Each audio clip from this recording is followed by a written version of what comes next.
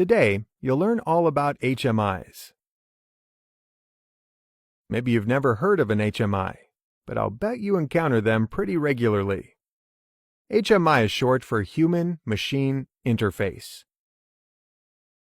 We use HMIs in industry to control and monitor machines. A very common HMI that you all encounter on a regular basis would be an ATM machine. The screen and push buttons allow you to operate the machine to dispense a certain amount of money, or to deposit money. Let's talk about industrial HMIs now. It would be hard to have a good automated process in industry without an HMI. Many times an HMI will be in the form of a screen, kind of like a computer screen, and more times than not, they are touchscreen. An operator or maintenance personnel can operate and monitor the machine from the HMI. They may include information like temperature, pressure, process steps, and material counts. They can also show very precise levels in tanks and exact positioning of machines. Where machine information used to be viewed on multiple indicators, it can now be viewed on one screen. The possibilities are only limited to the software and hardware used. For maintenance personnel, many HMIs can also connect to PLC logic and display it on the screen for troubleshooting purposes. This can save valuable time compared to connecting a computer or laptop every time. Another benefit of having a modern HMI is the fact that plants and other industrial sites can monitor and control multiple machines or other equipment. A small manufacturing facility could even monitor the entire plant on one centrally located HMI. Water and wastewater facilities have utilized this for years by coupling an HMI with a PLC. They are able to monitor remote locations like water pumps, as well as equipment inside the plant. You probably get the idea now that an HMI is the operating panel and monitoring screen. But how does the HMI actually connect to the machine to be able to control and monitor it?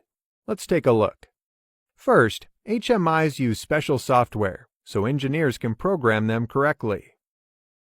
Different brands of panels use different software accordingly. The software allows the engineer to design what the operator will actually see on the screen, what they can monitor on the screen, what buttons can be pushed, and how the operator can manipulate the machine.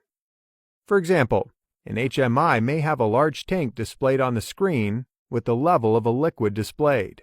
Next to the tank is a pump to lower the liquid level. An HMI can also have the start and stop button displayed and usable on the screen next to the pump.